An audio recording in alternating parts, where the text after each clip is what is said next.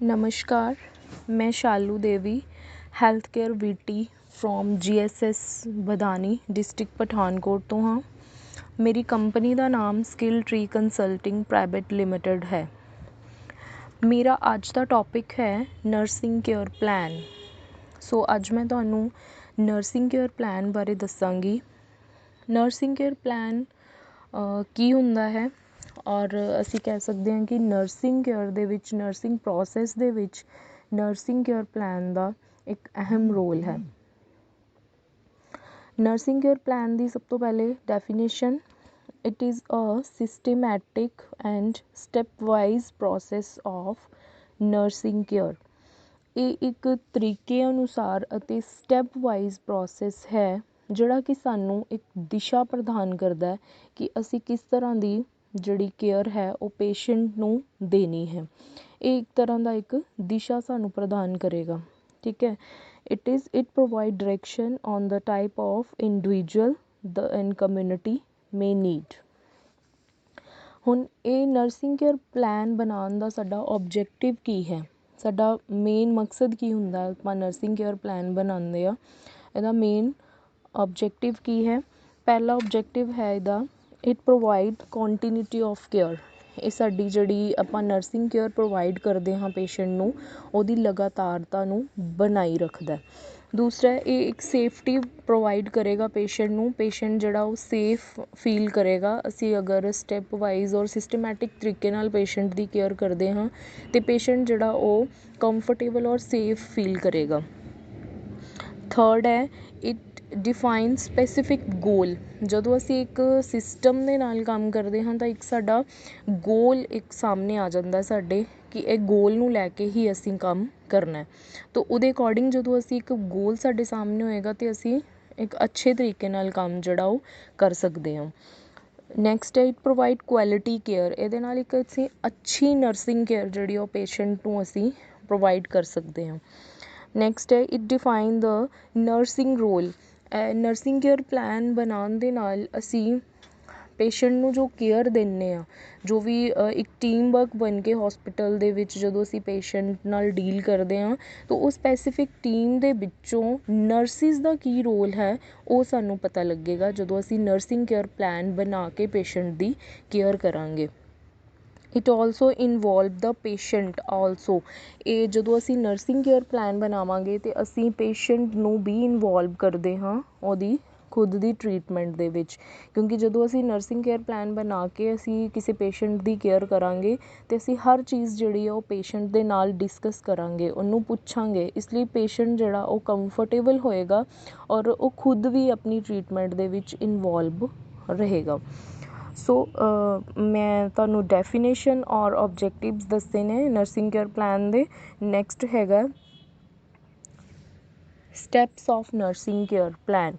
Nursing care plan बनाने दे steps किहड़े ने? Nursing care plan दे mainly जिहड़े ने वो 6 स्टैप्स हुंदे ने।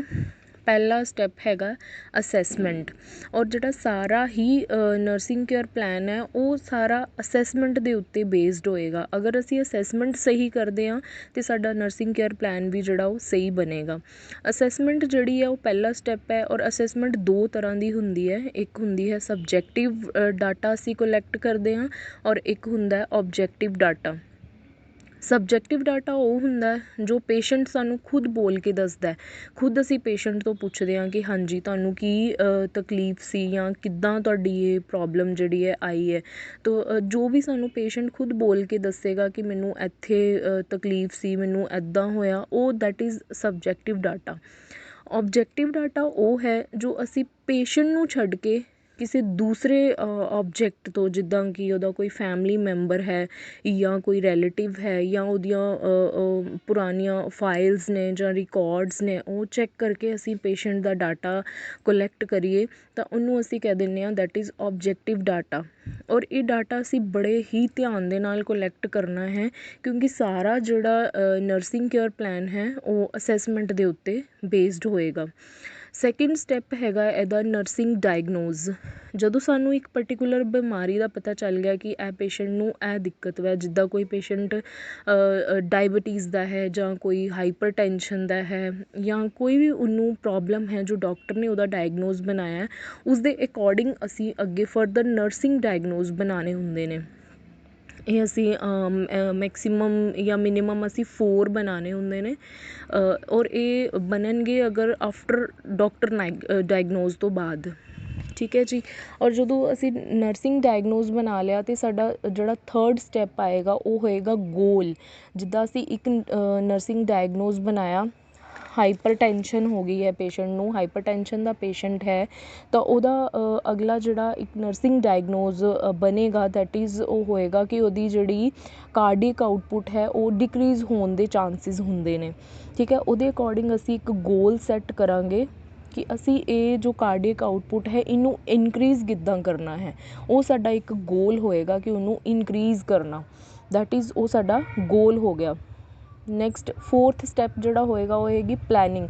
ਅਗਰ ਸਾਡਾ ਗੋਲ ਸਾਡੇ ਸਾਹਮਣੇ ਹੈ ਤਾਂ ਅਸੀਂ ਉਸਦੇ ਅਕੋਰਡਿੰਗ ਹੀ ਆਪਣੀ ਪਲੈਨਿੰਗ ਕਰਾਂਗੇ। ਫੋਰ ਐਗਜ਼ਾਮਪਲ ਜਿੱਦਾਂ ਸਪੋਜ਼ ਕਰੋ ਕਿ ਮੈਂ ਸਵੇਰੇ ਦਿੱਲੀ ਜਾਣਾ ਹੈ ਤਾਂ ਮੈਂ ਉਸਦੇ ਅਕੋਰਡਿੰਗ ਹੀ, ਮੇਰੇ ਸਾਹਮਣੇ ਇੱਕ ਗੋਲ ਹੈ ਕਿ ਮੈਂ ਦਿੱਲੀ ਪੁੱਜਣਾ ਹੈ ਅਤੇ ਮੈਂ ਉਸਦੇ ਅਕੋਰਡਿੰਗ ਆਪਣੀ ਪਲੈਨਿੰਗ ਬਣਾਵਾਂਗੀ ਕਿ ਮੈਂ ਸਵੇਰੇ ਇੰਨੇ ਵਜੇ ਉੱਠਾਂਗੀ, ਮੈਂ ਇੰਨੇ ਵਜੇ ਟ੍ਰੇਨ ਲਵਾਂਗੀ, ਮੈਂ ਇੰਨੇ ਵਜੇ ਉੱਥੇ ਪਹੁੰਚਾਂਗੀ ਅਤੇ ਤਾਂ ਹੀ ਮੈਂ ਦਿੱਲੀ ਜਿਹੜੀ ਹਾਂ ਉਹ ਪੁੱਜ ਸਕਦੀ ਹਾਂ। ਮੇਰੇ ਦਿਮਾਗ 'ਚ ਉਸਨੂੰ ਲੈ ਕੇ ਪਲੈਨਿੰਗ ਚੱਲੇਗੀ।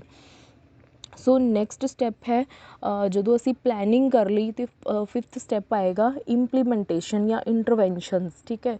ਜੋ ਅਸੀਂ ਪਲਾਨ ਕੀਤਾ ਉਹਨੂੰ ਅਸੀਂ ਜਦੋਂ ਐਕਸ਼ਨ ਵਿੱਚ ਲੈ ਕੇ ਆਈਏ, ਜਦੋਂ ਅਸੀਂ ਉਹਨੂੰ ਇੰਪਲੀਮੈਂਟ ਕਰ ਦਿੱਤਾ, ਸਪੋਜ਼ ਕਰੋ ਮੈਂ ਸੋਚਿਆ ਕਿ ਮੈਂ 6 ਵਜੇ ਉੱਠਣਾ, ਜਦੋਂ ਮੈਂ ਉੱਠ ਗਈ ਸਵੇਰੇ ਦੈਟ ਇਜ਼ ਇੰਟਰਵੈਂਸ਼ਨ ਜਾਂ ਇੰਪਲੀਮੈਂਟੇਸ਼ਨ, ਉਹ ਮੇਰੀ ਇੱਕ ਐਕਸ਼ਨ ਹੋ ਗਿਆ ਉਹਦੇ 'ਤੇ, ਠੀਕ ਹੈ। ਇਹਨੂੰ ਅਸੀਂ ਕਹਿ ਦਿੰਦੇ ਹਾਂ ਇੰਟਰਵੈਂਸ਼ਨ।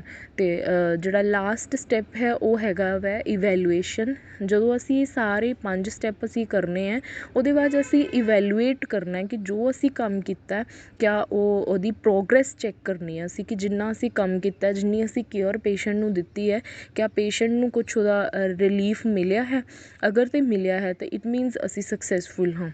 ਅਗਰ ਤਾਂ ਉਹਨੂੰ ਨਹੀਂ ਮਿਲਿਆ ਤਾਂ ਫਿਰ ਸਾਨੂੰ ਥੋੜ੍ਹਾ ਜਿਹਾ ਹੋਰ ਇੰਪਰੂਵ ਕਰਨ ਦੀ ਜ਼ਰੂਰਤ ਹੋਏਗੀ।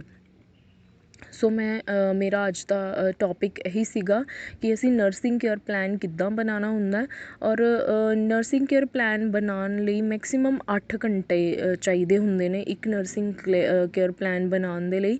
ਔਰ ਇਹ ਸੀਗਾ ਮੇਰਾ ਅੱਜ ਦਾ ਟੋਪਿਕ। ਸੋ ਮੈਂ ਹੋਪ ਕਰਦੀ ਹਾਂ ਕਿ ਤੁਹਾਨੂੰ ਸਭ ਨੂੰ ਸਮਝ ਆ ਗਿਆ ਹੋਣਾ। Thank you so much.